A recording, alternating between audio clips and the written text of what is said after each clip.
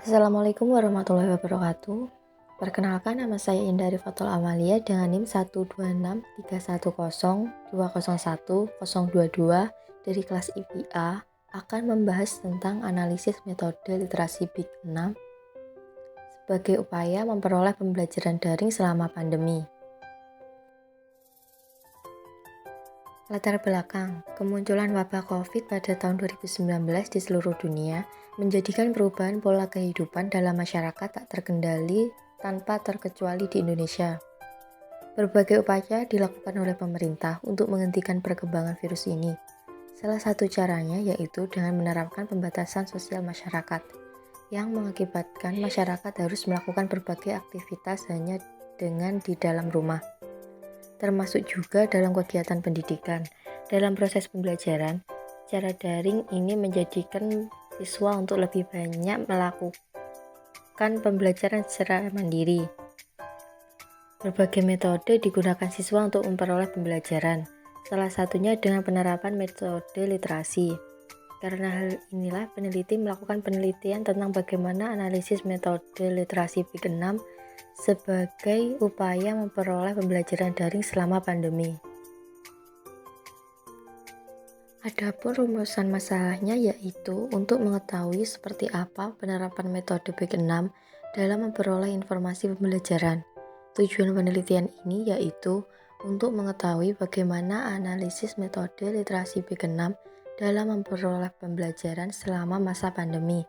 Harapannya, nanti ini akan memberikan informasi lebih lanjut terkait penelitian yang dilakukan sebelumnya mengenai penerapan metode Big 6 dan pembelajaran daring. Manfaat penelitian, manfaat secara teoritis, yaitu untuk memberikan kontribusi keilmuan khususnya dalam hal analisis literasi siswa dalam tingkat sekolah di Tulungagung selama era masa pandemi. Sedangkan secara praktis bermanfaat sebagai bahan informasi untuk penelitian lain dalam mengembangkan serta mendalami tentang analisis metode literasi Big 6 selama masa pandemi. Kajian teori.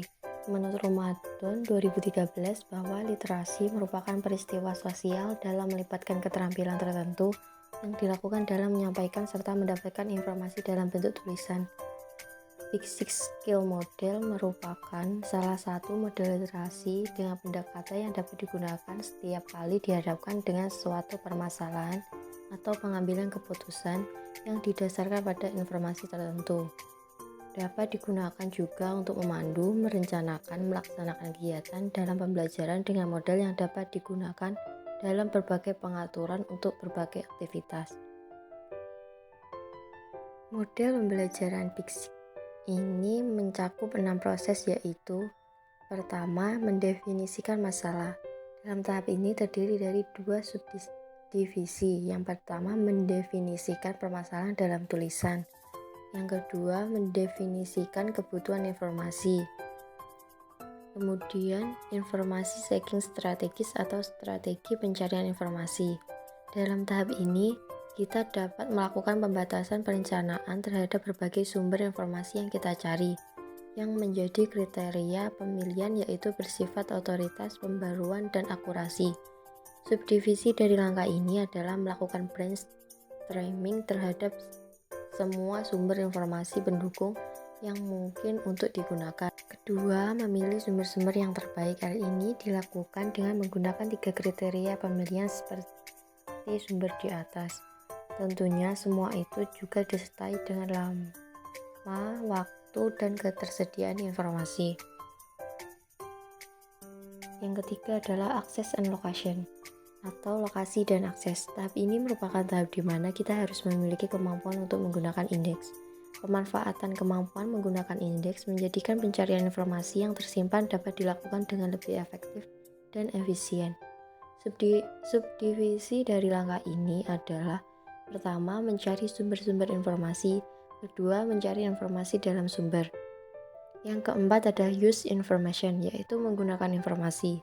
Dalam tahap ini, kita akan melakukan pemilihan cara yang dianggap efektif untuk menyaring dan menyimpan informasi yang banyak. Jumlahnya tersebut menjadi informasi yang terseleksi dan siap dipakai dalam berbagai permasalahan kita. Sintesis atau sintesa. Dalam saat ini kita melakukan penggabungan dari berbagai informasi yang telah diperoleh. Yang keenam adalah evaluation atau evaluasi. Dalam tahap ini kita dapat memberikan penilaian terhadap hasil dan proses. Metode penelitian. Penelitian ini merupakan jenis penelitian kualitatif dengan meminta para partisipan untuk mengisi kuesioner yang telah disediakan. Selain dengan mengisi kuesioner, peneliti juga mengamati secara langsung untuk mengetahui bagaimana keadaan di lapangan. Sasaran dari penelitian ini adalah siswa tingkat SMA dan SMP di mana diperoleh partisipan berjumlah 8 orang yang terdiri dari kelas 2 SMP sebanyak 1 partisipan, kelas 3 SMP sebanyak 2 partisipan, kelas 2 SMA atau SMK sebanyak 3 partisipan, dan kelas 3 SMA sebanyak 2 partisipan. Prosedur penelitian yang digunakan oleh peneliti yaitu mengidentifikasi masalah, kedua melakukan pembatasan masalah, ketiga menetapkan fokus masalah, keempat melaksanakan penelitian, kelima pengelolaan serta pemaknaan, keenam pemunculan teori, dan 7 pelaporan hasil penelitian. Hasil dan pembahasan dari penelitian ini diperoleh hasil dan pembahasan sebagai berikut. Yang pertama, mengidentifikasi masalah. Pada fase ini umumnya mereka akan mengidentifikasi informasi tentang apa yang mereka butuhkan. Tentunya setiap kebutuhan informasi yang mereka butuhkan berbeda dalam pengidentifikasiannya. Mereka harus memahami dengan betul informasi seperti apa yang mereka butuhkan dalam hal memperoleh pembelajaran secara daring. Oleh karena itu, peneliti mengajukan beberapa pertanyaan terkait hal tersebut. Yang pertama yaitu apakah mereka memahami dengan benar informasi yang telah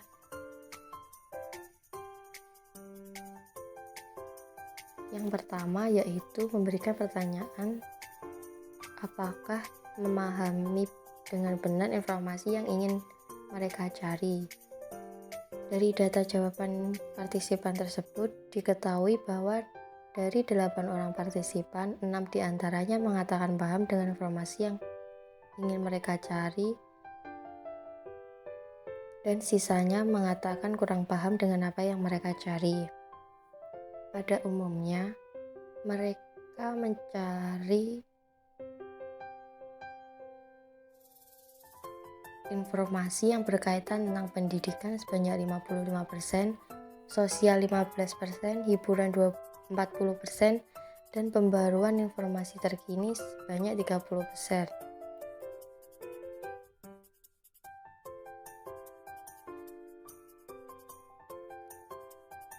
Dalam hal pendidikan, mereka mencari berbagai informasi yang berkaitan tentang pembelajaran sekolah, tugas, mata pelajaran yang disukai, dan sejenisnya. Yang kedua adalah strategi pencarian informasi. Setelah mengidentifikasikan informasi yang mereka butuhkan, para partisipan ini akan mulai mencari informasi pembelajaran yang mereka butuhkan. Dari pertanyaan peneliti tentang sumber pencarian informasi, para siswa mengatakan sumbernya berasal dari blog pribadi, jurnal online, perpustakaan online, sosial media, dan web tanya jawab. Dari data tersebut, peneliti juga menyimpulkan bahwa para siswa lebih sering menggunakan sumber-sumber informasi terkait pembelajaran dari blog pribadi dan web tanya jawab. Pada umumnya, mereka jarang sekali mencari informasi dengan menggunakan jurnal online dan perpustakaan online yang sudah pasti akurat. Oleh karena itu, peneliti menyimpulkan bahwa dari segi kejelasan sumber, kualitas informasi, tingkat keakuratan informasi, kemudahan akses, kevalidan, dan dapat tidaknya dipercaya sebuah sumber informasi, dan pertanggungjawaban siswa-siswa harus diberikan pemahaman tentang sumber-sumber yang sebaiknya digunakan siswa dalam memperoleh informasi. Yang ketiga adalah lokasi dan akses. Menurut Esbjerg dan Berkowitz 1990, kecepatan dan kemampuan untuk mengakses sumber dan mencari tahu di mana individu memiliki akses yang lengkap dan jelas terhadap informasi yang mereka butuhkan. Tanpa kemampuan ini, orang hanya akan semakin bingung untuk mempunyai kebutuhan, mengambil kebutuhan informasi, dan informasi yang salah. Pada proses ini, siswa mengaku akan dengan mudah memperoleh informasi yang mereka cari jika penggunaan kata kunci yang tepat dalam proses pencarian, kecepatan koneksi internet, dan sumber-sumber yang muncul secara gratis dalam pengaksesan. Yang keempat adalah penggunaan informasi. Setelah mengetahui sumber terkait dari informasi yang mereka butuhkan, para partisipan ini akan memilih dan menggunakan sumber yang menurut mereka paling akurat dan sesuai dengan pertanyaan mereka. Ketika peneliti bertanya kepada mereka apakah mereka akan membuat catatan berupa rangkuman singkat setelah memperoleh informasi pembelajaran yang dicari, hanya diperoleh 2 orang jawaban yang akan membuat catatan tersebut, sedangkan yang lainnya berpendapat untuk tidak membuat catatan, melainkan langsung merangkum isi yang dianggap sesuai dengan pertanyaan mereka. Adapun alasan mereka untuk tidak membuat rangkuman beraneka ragam, yaitu salah satunya mereka beranggapan bahwa dalam menggunakan catatan dahulu akan lebih memakan waktu lama jika dibandingkan harus merangkum isinya langsung. Dalam proses penggunaan informasi, para siswa akan mulai mengerjakan tugas dari soal termudah ke soal yang tersulit. Hal ini menurut mereka akan lebih mengefisienkan waktu dalam pengerjaan. Yang kelima adalah sintesa, merupakan tahap menjadikan satu informasi-informasi dari berbagai sumber yang kemudian digunakan sebagai semua jawaban dari suatu pertanyaan. Terdapat hal-hal yang bisa diperhatikan oleh siswa ketika melakukan pencarian informasi, yaitu memperhatikan waktu publikasi informasi tersebut. Semakin baru waktu publikasi informasi, maka akan semakin baik. Selain itu, isi dari informasi tersebut juga jelas dan sesuai. Apabila siswa menggunakan beberapa pertimbangan tersebut, harapannya siswa akan dapat menjawab dengan logis dan sesuai dengan pertanyaan. Yang keenam adalah evaluation atau evaluasi. Ini merupakan tahap terakhir yang digunakan siswa. Pada tahap ini, siswa diharuskan menilai dan menelaah seluruh proses dan hasil yang dikerjakan. Dalam proses temu kembali informasi, apakah berhasil atau tidak, dapat mengetahui dari seberapa efisien atau efektifnya proses dan hasil yang dicapai oleh individu apakah masalah ini diselesaikan dengan benar, dan bagaimana tingkat kepuasan yang mereka peroleh setelah menyelesaikan permasalahan tersebut. Dari jawaban pertanyaan tersebut, para partisipan merasa sudah cukup puas dengan hasil yang mereka peroleh. Kesimpulan dan saran dari penelitian ini dapat disimpulkan penerapan metode literasi Big 6 dalam proses pembelajaran daring memberikan hasil sebagai berikut. Yang pertama, mengenai tingkat pemahaman siswa, yaitu tingkat pemahaman siswa dalam pencarian informasi perlu dikembangkan lagi. Yang kedua, dalam pencarian informasi, hendaknya siswa menggunakan sumber-sumber yang akurat. Oleh karena itu, peran guru dalam membimbing siswa dalam penelusuran informasi sangat dibutuhkan. Yang ketiga, kecepatan jaringan dan kecepatan kata kunci menjadi faktor kecepatan siswa dalam memperoleh informasi. Yang keempat, pembuatan catatan siswa harus ditingkatkan, karena dengan menggunakan pencatatan akan mempermudah tingkat pemahaman siswa.